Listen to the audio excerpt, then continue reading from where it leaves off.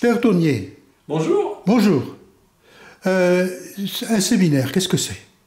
Alors un séminaire, c'est d'abord un lieu merveilleux. Un lieu vivant, un lieu ouvert, et un lieu, moi j'aime bien l'étymologie, un lieu de semence. Voilà, c'est-à-dire qu'on fait pousser des plantes qui deviendront peut-être pour certaines des prêtres. Mais ce qui est aussi important dans un séminaire, c'est de se dire qu'on fait grandir des chrétiens. On respecte et on est au service ici de toutes les vocations. Certains repartent pour la vie laïque, certains se marieront, d'autres non.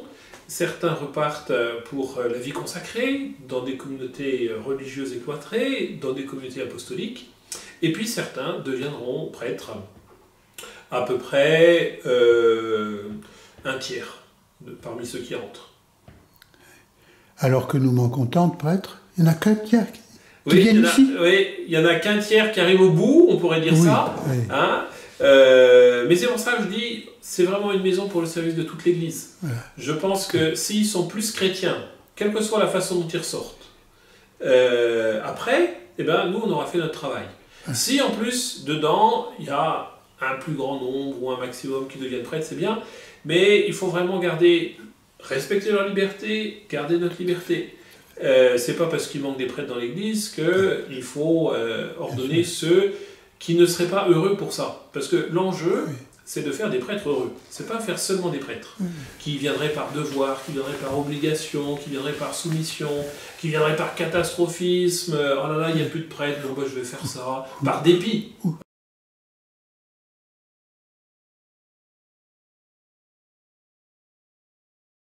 Dépit amoureux. Oui, un dépit. Ah oui, alors ça peut arriver aussi. Rentrer au séminaire pour chagrin d'amour, pour se consoler. Bon, eh ben, ça dure pas longtemps en général, ce genre de choses, ils repartent assez vite.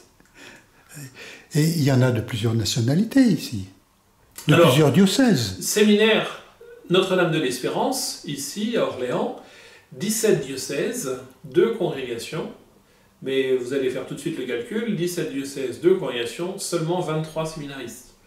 Donc il y a des diocèses qui pourraient envoyer, mais qui aujourd'hui n'ont personne.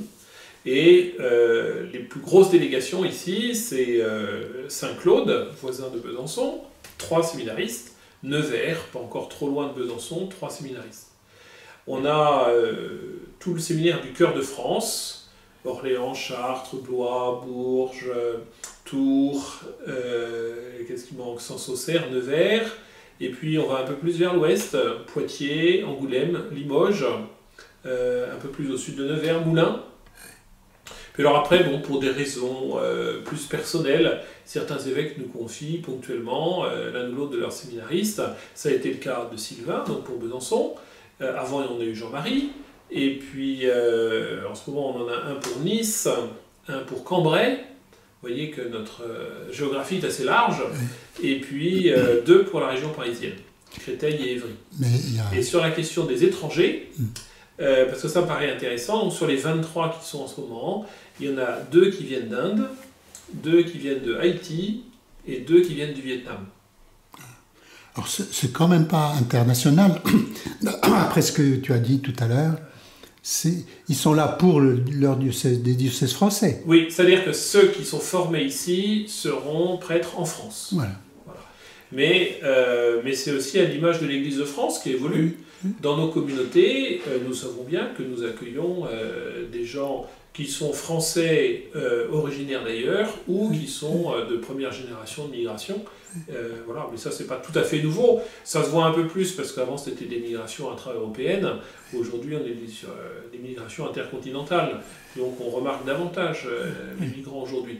Mais voilà, ce qui est important, c'est que dans le presbytérium, il y ait cette même diversité qu'on trouve dans l'équipe du séminaire. On est 6 prêtres en service ici, dans ce séminaire. Eh bien, on en a un qui vient de Centrafrique et l'autre qui vient du Bénin. Et puis, les 4 autres, nous sommes français. Et quel est, en gros, le cursus? Oui, très bien. Alors, c'est un très beau mot, un cursus, parce que c'est tout un itinéraire de formation qui s'est commencé avant. Il ne faut pas oublier qu'avant, il y a eu la catéchèse, avant, il y a eu les expériences chrétiennes, avant, il y a eu les sacrements de l'initiation, avant, il y a eu un discernement pour choisir d'entrer au séminaire, avant, il y a eu la propédeutique, donc une année vraiment de fondation spirituelle, de travail sur soi, un rythme plus soutenu dans la vie de prière, une fréquentation plus régulière de la Bible. Et puis après, l'ordination n'est pas un diplôme, l'ordination est un envoi en service, un envoi en mission. Et du coup, derrière cette ordination, il y aura encore d'autres étapes de formation.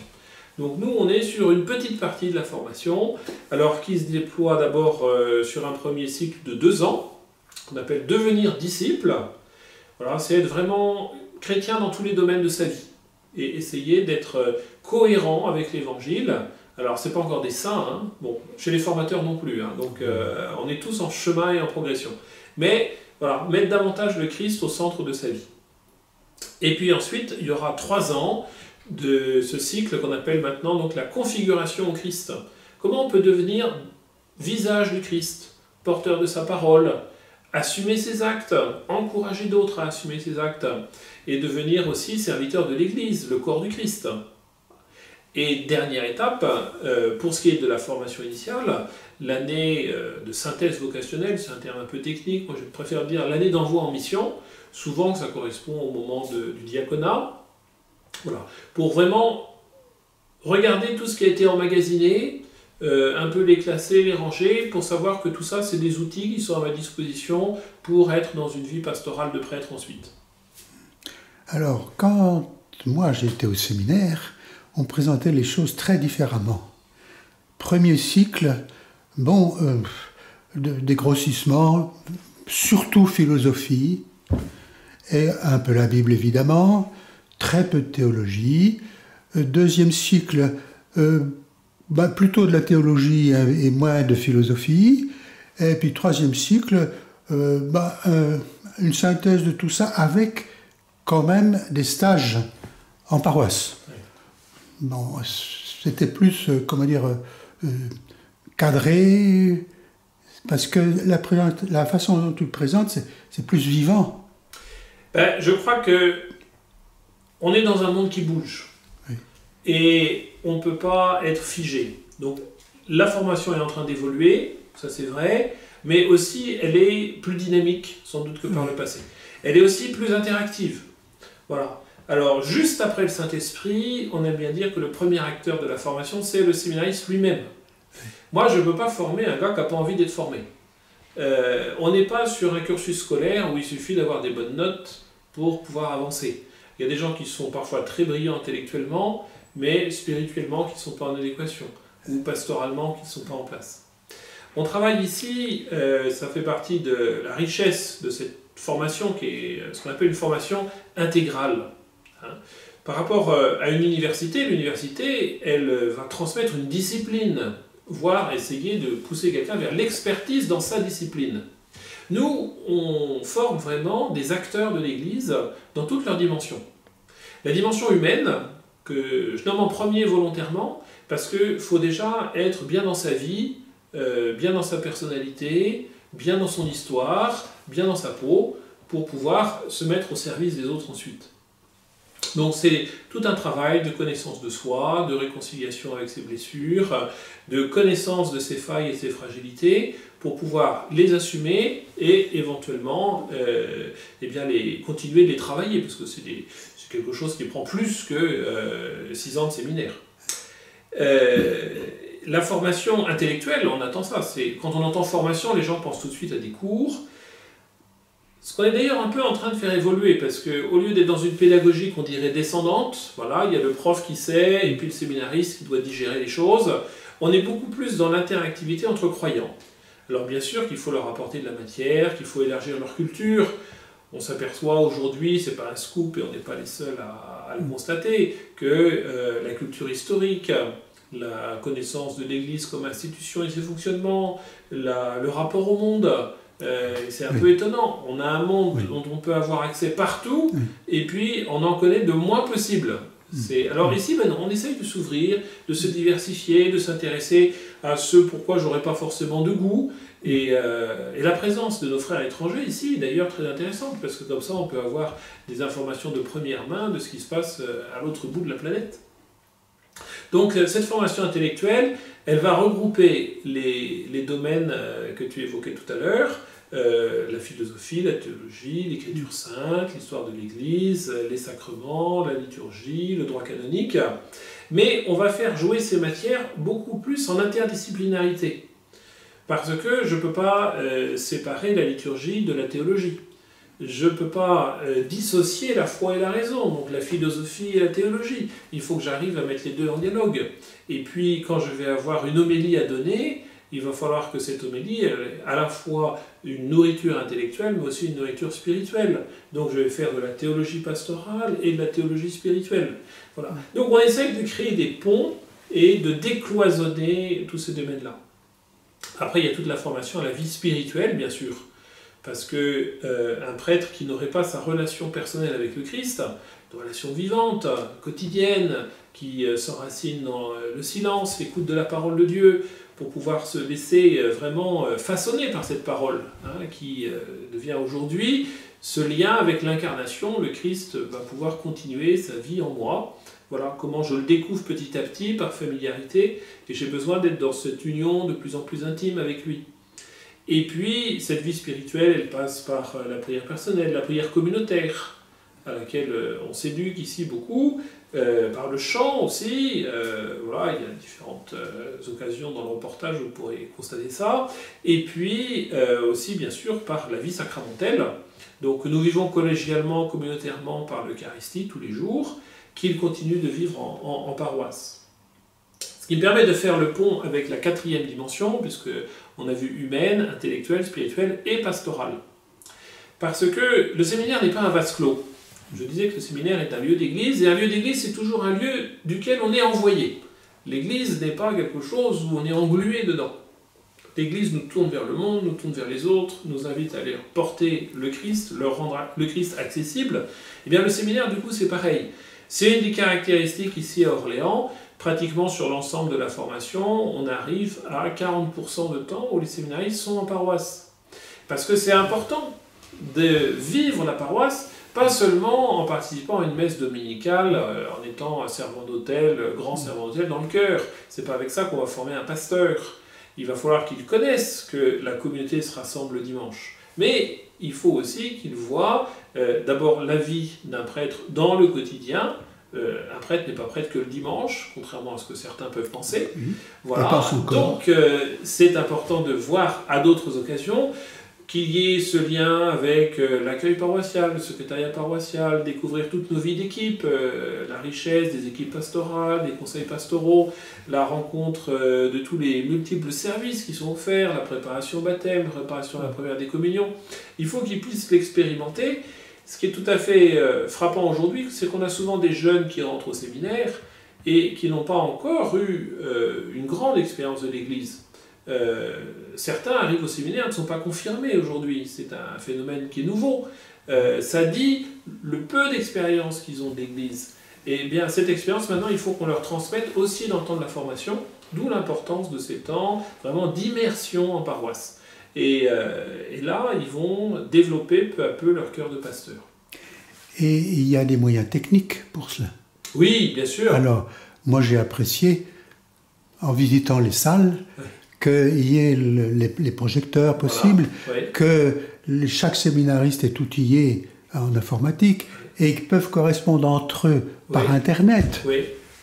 Alors, et il y a même, au-delà de ça, il y a encore l'autre outil qui est ce qu'on appelle encore un téléphone, mais qui est vraiment le smartphone.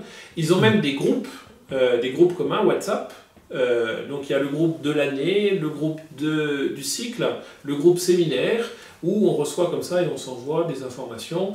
Tiens, il y a tel changement, tiens, il y a telle personne qui vient manger, tiens, voilà la partition du chant pour la communion aujourd'hui. Voilà. Et tout ça, ça circule ainsi.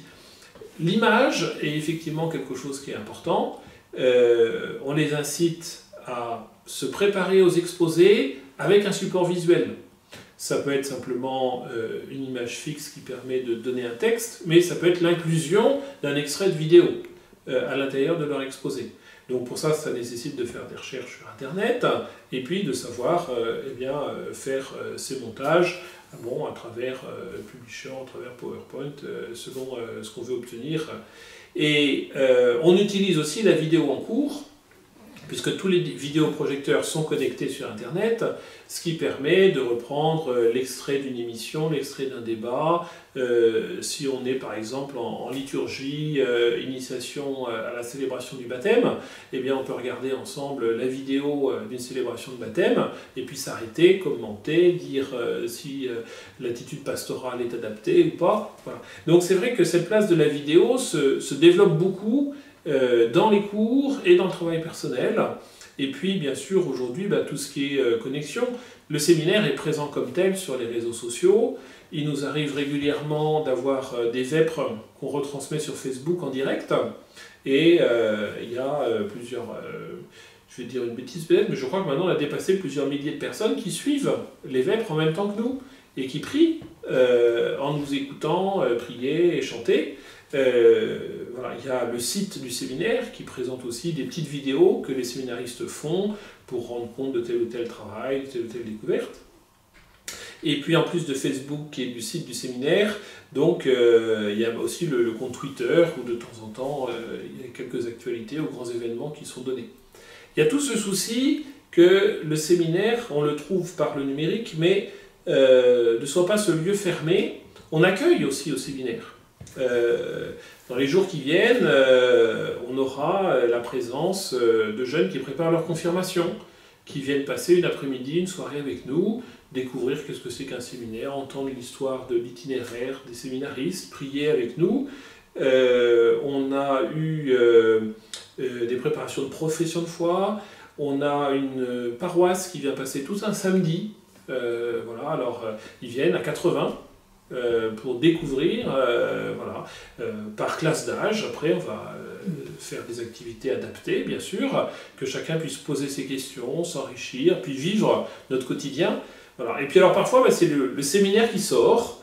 On est allé au temple d'Orléans, on est allé, là on va participer au synode d'Orléans, et puis on a une émission mensuelle sur RCF, voilà, une chronique de 25 minutes tenue par les séminaristes qui permet que les auditeurs entendent les séminaristes s'exprimer sur un sujet, sur un témoignage, sur une réflexion, et ça leur permet d'avoir ce rayonnement. Il paraît que j'apprenais hier qu'il y a 11 000 personnes qui écoutent cette émission maintenant. Donc voilà, c'est aussi une dynamique missionnaire qu'on peut vivre en étant déjà dans le cadre du séminaire. Alors, et l'avenir? Est-ce qu'il y a un avenir particulier qui se dessine pour la maison? Pour la maison, eh ben, forcément, d'où je suis, j'espère que l'avenir est beau. C'est Notre-Dame de l'Espérance. Oui. Donc, nous vivons cet avenir-là. C'est vrai qu'on est obligé d'être lucide sur le fait que le séminaire de Lille vient de fermer. Et on nous annonce la fermeture du séminaire de Bordeaux, la fermeture du séminaire du diocèse aux armées. Bon, donc oui, il y a moins de séminaristes. Mais moi je crois qu'à Orléans, il y a l'opportunité de vivre une expérience d'église, l'opportunité de vivre une expérience d'église dans sa complémentarité et son universalité. Si 17 diocèses ont déjà l'habitude de travailler ensemble pour la formation, je crois que c'est un visage pour l'église de demain, où les diocèses sont invités à se décloisonner, parce qu'on ne pourra pas garder toutes les réalités diocésaines en France telles qu'on les connaît aujourd'hui. Et je pense qu'ici, on a cette dynamique de formation. On a un projet spécifique qui passe par la personnalisation des études, on appelle techniquement le tutorat, et aussi par une formation pastorale qui est peut-être un peu plus importante qu'ailleurs, donc une préoccupation de la mission. Voilà, ça vient peut-être du fait que ça fait 40 ans que ce séminaire est confié aux eudistes, qui sont des évangélisateurs et formateurs, pas que des formateurs, mais voilà, moi j'ai été curé en paroisse, j'ai prêché des sessions, des retraites dans tout un tas de lieux divers et variés à travers le monde, et qui fait que de ce fait-là, quand j'arrive ici comme responsable de la maison, eh bien, je viens avec cette expérience missionnaire, et c'est ce vers quoi je voudrais susciter l'engagement des séminaristes. Et du coup, de ce fait-là, je pense que, outre l'aspect géographique du terme, on a une position qui permet qu'on puisse être rejoint par pas mal de lieux. La maison a vraiment de l'avenir. D'ailleurs, c'est pour ça qu'on est en train de la rénover, pour pouvoir encore mieux accueillir les générations futures. Vous pourriez être combien dans cette maison? Combien de séminaristes? On pourrait aller à 45. Voilà. Parce qu'il y a une bonne taille de communauté. Après, ça deviendrait lourd, ça deviendrait caserne. 45, c'est encore l'échelle où tout le monde peut se connaître, vivre une vraie fraternité, se préoccuper des uns des autres, parce que ça c'est aussi une des choses, hein, on arrive tous ici immergés dans la culture ambiante, donc l'individualisme, voilà, je veux m'en sortir tout seul, je veux faire comme ça, comme je veux que ce soit, voilà, à 45, ça reste une échelle de vie. Alors j'allais dire familiale, ça peut paraître étonnante, mais en fait, ici c'est quand même l'échelle familiale. Hein. Et cette dynamique-là, elle permet de grandir en fraternité, donc un décentrement de soi, une forme de dépossession, parce que forcément, quand on vit au nombre... Nous, ici, on est 32 à vivre dans la maison en permanence, hein, quand on est les séminaristes, les prêtres, le personnel laïque. Bien, voilà, tout le monde se connaît, on sait les joies, les peines des uns des autres, on sait les difficultés de santé de tel ou tel, on s'en préoccupe, on s'épaule. Un problème de voiture qui demande un dépannage, voilà, on va avoir toute une entraide, du covoiturage pour aller dans telle ou telle direction. Le séminariste qui s'en va à Limoges s'arrête à Salbris dans le Loir-et-Cher pour déposer l'autre séminariste qui s'arrête là. Celui de Tours dépose celui qui va à Blois. Celui qui va à Lons-le-Saunier prend celui qui s'arrête à Dole. Voilà. Et il y a toute cette préoccupation de la charité en acte. Voilà. C'est à l'amour que vous aurez les uns pour les autres qu'on reconnaîtra que vous êtes mes disciples. C'est quelque chose qui nous habite et on essaye de ne pas vivre plus tard, mais de vivre dès maintenant. Alors, encore une question. Oui. Les dangers de la société d'aujourd'hui, comment les abordez-vous, qui touchent quand même à l'affectif? Oui, c'est ça. Et alors ça, c'est une question qui est récurrente. Ma première réponse là-dessus, c'est de dire qu'on n'a pas attendu que les problèmes sortent dans le domaine public pour se préoccuper. C'est pas maintenant qu'on commence la formation humaine, affective et sexuelle des séminaristes. C'est quelque chose qui est pris en compte depuis longtemps. Alors c'est vrai qu'aujourd'hui, on est obligé, alors j'aurais envie de dire ça comme ça, c'est pas parce qu'il y a des vrais soucis de pédophilie, de pédocriminalité, pédopornographie et ainsi de suite, que subitement il y a une mobilisation, une interpellation. Non, ce que je crois, c'est qu'on est aussi face à une génération qui est plus blessée, qui est plus meurtrie, qui est plus fragilisée, qui est moins structurée du fait du monde ambiant dans lequel nous vivons. Et c'est face à ces fragilités-là et ces blessures-là qu'on est obligé de mettre les choses un peu à plat et reconstruire. Alors comment fait-on? On fait comme différentes lieux de formation où on essaye de travailler à l'ensemble de l'humain, comme je disais tout à l'heure. Et c'est tout un parcours. Voilà. Et j'ai vraiment le souhait que ce parcours se continue même après l'ordination. Ce serait intéressant que dans les diocèses, il y ait aussi des sessions affectivité, 2 ans après l'ordination, 5 ans, 10 ans après l'ordination.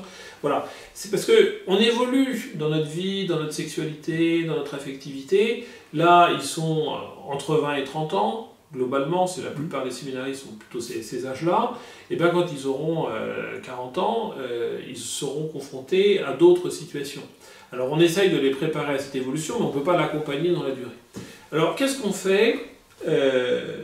On a tout un itinéraire et un balisage. Bon. Un focus et une mobilisation assez forte sur la première année, parce que pour aider à la prise de conscience de l'humanité, de la corporéité, de la biologie, des pulsions, des hormones, de l'impact lunaire, de l'incompréhension externe de ce que peut être le célibat. Parce que vous pouvez avoir un séminariste qui est tout à fait paisible et heureux dans son célibat, et puis qui subitement, une jeune femme passe par là, et elle ne voit pas pourquoi il resterait célibataire, et du coup ce serait beaucoup plus intéressant qu'ils se mettent à vivre une aventure ensemble. C'est pas interdit, ça peut tout à fait se faire, mais après ça pose un choix, il ne restera pas séminariste. Voilà. Et ça aussi, c'est quelque chose qui est hors de la culture locale, c'est que s'engager, c'est faire un choix. Dire oui, c'est dire beaucoup, beaucoup et de très nombreux non. Voilà. Et ça, c'est une découverte qu'ils font beaucoup. Ils se disent, mais voilà, parfois on dit ça à certains, serait prêt à être prêtre pendant un temps, et puis après passer à autre chose. Voilà, c'est la culture du moment. On leur dire non, nous le oui est un vrai oui, c'est pour ça qu'on le construit pendant de si nombreuses années, pour que après ce oui soit fort et durable, pérenne. Voilà. Donc il y a tout ce travail autour vraiment de la sexualité tout à fait humaine, mais il y a aussi tout le travail autour de la psychologie.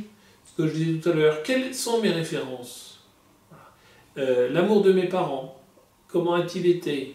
Est-ce que mes parents déjà s'aiment encore? Ce qui n'est pas si simple à vivre quand il y a séparation. Quelle expérience de fratrie? Nous, ici, on a de tout. Certains qui sont des enfants uniques, certains qui sont des enfants de familles recomposées, qui ont des demi-frères, des demi-sœurs, d'autres qui sont enfants dans des fratries, jusqu'à 6. Ils n'ont pas la même expérience de ce que c'est que la fraternité familiale. Donc là aussi, il y a pu avoir des joies, il y a pu avoir des brimades, ils ont pu être très heureux, ils ont pu être malheureux. Certains ont fait l'expérience de l'internat pendant leur scolarité, avec joie ou avec déception et frustration. Voilà. Toute cette histoire personnelle de l'affectivité, eh bien, on la travaille ici avec des psychologues, soit en groupe, soit personnellement. Travail de la connaissance de sa personnalité. On s'appuie notamment, pas que, mais au moins ça donne des repères assez simples, sur un système de connaissance de soi basé sur l'énéagramme, qui permet de savoir quel type de personnalité j'ai, si je suis plus leader, si je suis plus timoré, quelles sont les limites de ma personnalité, si je suis très créatif mais je n'arrive pas à concrétiser parce que je suis plutôt cérébral. Voilà. Et comment ce type de personnalité va jouer sur ma capacité relationnelle. Pas que affective, relationnelle d'ensemble. Puisque aussi, notre préoccupation, c'est de faire des futurs prêtres qui vont pouvoir travailler avec d'autres. Travailler avec d'autres en étant responsable d'équipe ou pas. Parce que c'est important et on joue, j'ai envie de dire, ce jeu-là. De temps en temps ici, ils sont dans des équipes où ils sont responsables et en même temps dans d'autres équipes où c'est un autre qui est responsable. Et qu'ils apprennent les deux positions. Et qu'ils apprennent à tenir et qu'ils apprennent à passer de l'une à l'autre. Parce qu'en paroisse, tantôt le prêtre va se retrouver à animer une réunion, la présider, et avec un pouvoir de décision éventuellement. D'autres moments, il sera plus dans une collégialité, où il faudra se concerter, établir donc une décision commune.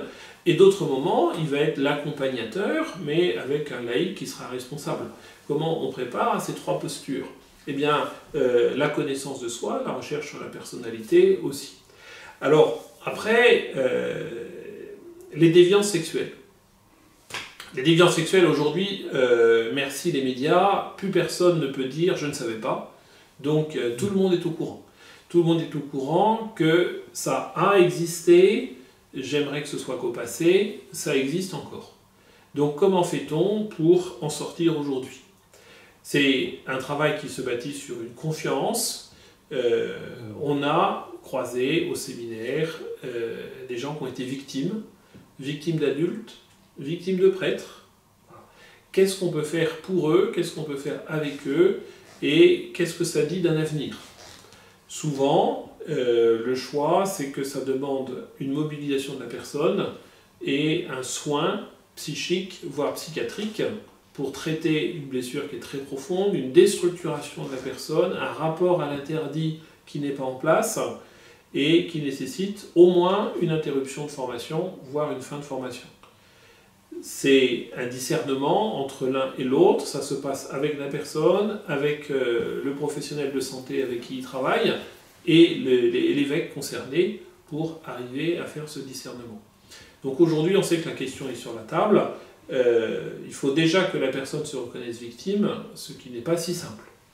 Après, quelqu'un qui n'aurait pas été victime, mais qui effectivement se retrouve en difficulté d'assumer la continence pour le royaume dans le célibat, eh bien là, là aussi, ça se gère à travers ce domaine de l'accompagnement spirituel, et je pense que le domaine de l'honnêteté, parce que bien sûr, le célibat est un don de Dieu, un don voulu par Dieu pour l'Église, qui permet de se donner dans ce sens-là, mais en même temps qui n'est pas fait pour tout le monde.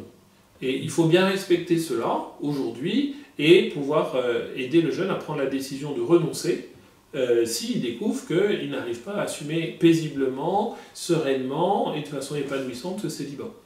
Donc c'est des questions qu'on traite tout au long de la formation, qui vont revenir sur aussi la gestion des conflits, l'analyse d'un conflit, des racines d'un conflit, de comment je me comporte, la gestion de mes émotions, ma joie, mais aussi ma colère, ma rancœur, ma jalousie, mon envie de pouvoir. Voilà. Comment, vous voyez, la chasteté n'est pas qu'une dimension sexuelle, ça c'est très important.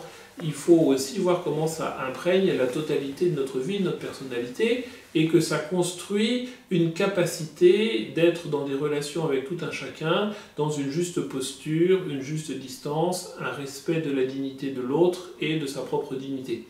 Et bien tout ça, c'est ce qu'on essaye de faire dans un parcours avec des sessions successives tout au long des années, en les invitant beaucoup à ce que cela se poursuive après. C'est ce que je disais tout à l'heure. La formation, ça ne se termine pas avec l'ordination. La formation à la vie spirituelle, si un jeune prêtre ne part plus en retraite, il manquera quelque chose dans sa vie. Si un jeune prêtre ne met pas en place un accompagnement spirituel pour continuer d'avancer dans une fidélité à son ordination, eh bien, il va s'écrouler plus ou moins tard, mais vraisemblablement il s'écroulera quand même. Si un jeune prêtre ne continue pas de se former spirituellement, intellectuellement, théologiquement, ou s'il ne continue pas de regarder que son affectivité évolue, qu'il peut être très épanoui dans une mission pendant 5-6 ans, et puis après, face à des difficultés qui peuvent naître, des difficultés de tension avec des personnes, ou une inadéquation par rapport à une situation pastorale, là il va y avoir une fragilité. Alors, est-ce que ce sera sur le repli sur soi? Est-ce que ce sera le repli sur l'alcool? Est-ce que ce sera le repli sur une affection féminine? Voilà, qu'est-ce que ça va produire et comment je gère cela?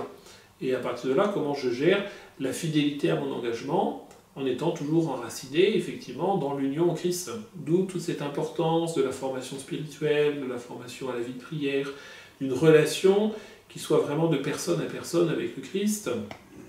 Et à partir de là, eh bien, avec le Christ, c'est toujours possible d'avancer. Voilà, quand il nous dit « je suis le chemin, la vérité, la vie », c'est tout son programme, et un prêtre est vraiment invité à déployer personnellement ce programme pour aider d'autres à le faire. Eh bien voilà qui donne bien de l'espoir pour l'avenir, hélas pour un trop petit nombre. Oui, mais ça c'est pas trop grave, parce que nous ici on est en train de refaire des chambres pour les futurs et ils seront plus nombreux. Donc moi je crois vraiment, quand on regarde l'histoire de l'Église sur 2000 ans, il y a eu des crises presque tout le temps. Donc déjà il faut être très lucide là-dessus. Et souvent quand il y a eu des tempêtes plus fortes, il y a eu des réveils dans la foi, il y a eu des fortifications dans la vie de l'Église, et à ce moment-là, on a vu arriver des nouvelles générations qui avaient un sens de vouloir se donner avec une grande générosité, une sincérité au Christ. Je pense qu'on n'est pas loin de ce moment-là. Merci. Et à bientôt, sans doute. Vivons ça dans la joie, oui. Oui.